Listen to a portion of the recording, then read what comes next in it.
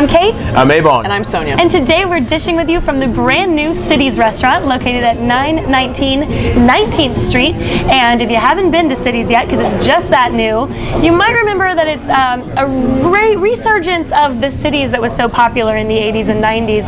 This was the food and night spot, and now we have it again. It changes themes from different cities every few months. So right now you can come and check out Havana and Beijing and Athens and, of course, Washington, D.C. Without your passport. That's right. Yeah. And without the food poisoning that you may or may not get when you go to these foreign countries. Don't drink the water. The ribs from Beijing look so good. And they're dripping with like sauce. Our guest today, you may already recognize, is Rich Amons, who's he's a man that most women love, majority of women love, regardless of where you go. Twitter, hottest house. Well, one of the hottest house husbands. Oh, look at him. I say one. Rich Amons, good friend and former and also fellow basketball player.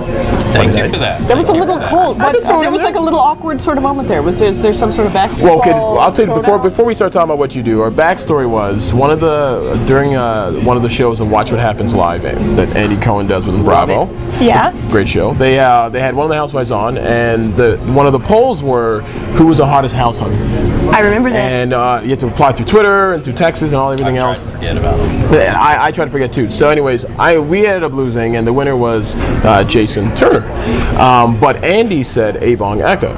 He just said Ebong. And so that's kind of, and I ended up actually, in reality, I was third because I don't have as many family members watching. This one's got 5 children, that's just so there me. are 5 kids. No, but he came second.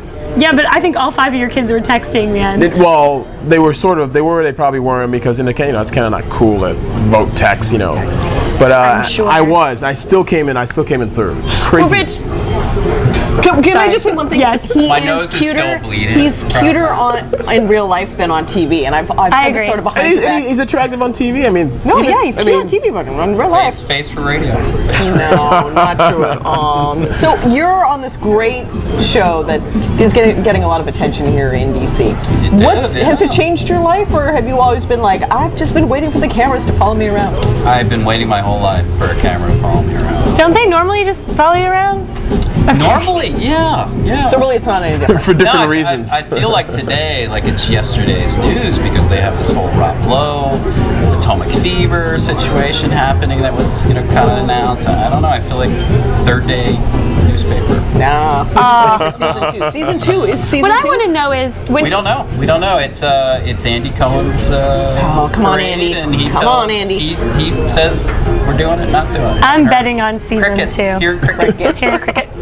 When Mary came to you, Mary's been on the show. We talked to Mary about Labels for Love, her charity. When Mary came to you and said, we can't say that enough. Labels for Love. LabelsForLove.com. That's right. She was talking to us about that. When this was well before she was going to be on the show, so well before she was a housewife. But when she came to you and said, "How do you feel about being a house husband?" What did you say? Honestly, now, did you say, "Oh, I think that's a good idea, honey"? I think that's the best idea you've ever had. No, it was along the lines of... That's why the marriage is tight. Yeah, that's how tight it is. I think we're along the lines of, I've done a lot of dumb things, and you get to do something dumb. We're even. We're even. No, and this is a big dumb thing. No, it's, my wife comes from a background of entertainment, and her grandfather, Arthur Godfrey, was like the Jay Leno, Conan O'Brien of his day, and she grew up with that, and so she always wanted to be in some sort of entertainment field. But we got married at 21 and 19 and had kids, and that was kind of on the back burner. So now, as it happened, she sort of got picked to be, possibly on the show. What did I think about it? And we were all sort of like, well, it's something you always wanted to do. Okay. Like if somebody comes to you in your family and said, I've always wanted to do this my whole life, and they lay that card down, you have to sort of say, you get to play that card. So that's how I looked at it. Did you have any trepidations? I know some others may or may not have for a variety of reasons. I did until I watched, I think it was New Jersey Housewives. And I said, Mary, you got to come in and watch this because this is a little insane. But I gotta say, I watched some previous cities, and I didn't think the husbands were on as much as they were in DC. That's right. Yeah. You guys really got a lot more airtime than they did in others. Well, look at us. I mean, Well, clearly. Hotness. Were you happy about that? I mean, did you like the way you're portrayed? I mean, they don't really talk about what you do. They don't talk about things. Ebong and I that much. You're like the arm candy. You're sort of the trophy husbands in a way. I was That's how you're comfortable with portrayed. that role. Yeah. I was comfortable with that role. But You have were actual comfortable things with that, even with all of your other. You're an ambitious guy. You've got a lot going on. You've got one of the funniest Twitter accounts that I ever read. Like, you're fine being arm candy, really? I was fine because it was easy for me, and Ebong, you might feel differently. It was easy for me. This whole show is you kind of wander in, you try to be funny, and then you're out, and then you're gone. And maybe if I spent a total of an hour and a half in front of the camera, the entire 4 months they were filming, that was a lot. So it was very easy. They'd call up and say, "Hey, Rich, can you come by at 4:30 and film this thing with Mary? We're going to talk about this, and the other thing." I'm like, "Yeah, that's sure." And I was a little bit of a diva. I said, "Do not keep me waiting. I will be there. I will be camera ready. I'm good to go. Do not make me sit." Okay, you said you'd be camera ready, but they made you wear those hideously awful pants in that one episode. Do you actually wear those pants? They made me wear those pants. No, those are those are my boys, my bonobos. Those are my buddies. Rich, those are bad pants. I love all those pants. You don't like those? Which pants are we talking about? The ones with 4 or 5 I know. Wait, different which ones. it was which the ones are you talking about? That's what I'm saying. Which one do you not like? it was a multicolored paisley one. The Pucci inspired. The Pucci inspired Those one. are one-offs. Yes, Those were custom made for me. Yes. But I mean, but the thing is, he has a great relationship with the guys from Bonobos, and I met them when they came into town almost 2 years ago. That's right. And you were amongst the first people to wear them. And it's a great new company that does men's pants. Well, I'm based sure they in New make York, great pants. I just don't like those. Well, in a town where everybody wears charcoal gray all year long, navy blazers and khakis. Somebody's got to step up and wear jackass pants occasionally. And so I'm you are that guy?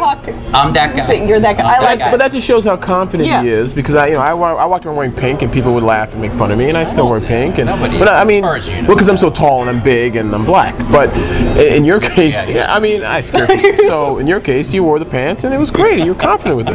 What else? Can't make those pants for you. It helps what else you're working on, because that's what I was getting to. We don't really get to know about you. Tell us about you. Tell about me. Well, I like long walks, beaches, nice dinners. I like being followed around by cameras on the beach. By cameras all the time, being mic'd up, having. What do you do? What's your What do you do for a living? That's a great question. That's such a Washington question. What do I think I do? What do I think I do? What I do? What I think I do? What's on your LinkedIn account and once? That's a good way to put it. I think I know a little bit about wireless communications. Okay. So I've been around that for 25 years and ventured off into some other investments in software and some other things that maybe got a little far field from what I really know. But if somebody asks me, what do you think you know something about, it would be wireless communications. Okay. He's being modest. He's a wireless communications expert or anything. It helps with. I would say that.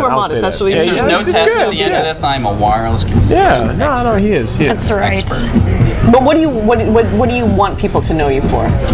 People to know me for? Wow, this is getting heavy. I'm sinking in the quicksand here. Well, it's like this is all the stuff that I've said to the TV. I've said it to the TV. Softballs. It's my role. Well, you know what I think? And he is a very modest guy, although very witty, and maybe wouldn't come to mind first because I think women usually say this, but you do have 5 children, and before he came on the show today, he was being Mr. Mom, and he took his son to hockey practice, and I think that's one of the best things that you could be known for. It's part of the gig. You got a chauffeur. You got a coach when you need to coach. Ebong is a coach. I'm very proud of Ebong. He stepped up and filled a travel basketball coaching. Actually, that was through you. That was through you because I met the commissioner. I dumped that on. Well, he sort of did. I met the commissioner of the travel basketball team in McLean through his good friend and office mate. So that's how we ended up. So while he's my benevolent landlord is the commissioner of travel basketball, and he told me he had an opening, and I said, I got it. I got the guy. I said, I don't know if I can get him to do it, but he showed up like that day. Yeah, I did. Perfect time. You also got to talk about Man Rules because that is we talked about that a long time ago. Different show? It's almost a different show. I know, because the reason I say this is because when we did the reunion show, that pretty much set the tone. We wrote our blogs, and that exploded. That totally. The internet went nuts. Yeah. We're gonna do a special segment extra, Man Rules with Rich Amons. Right now, we gotta say thanks so much for watching. We don't have any more time on this episode, but thanks so much for coming to Cities with us. Thank you, Rich. You're welcome. Stay tuned next time for our Man Rules extra. That's a cliffhanger. See you later. Dun dun dun.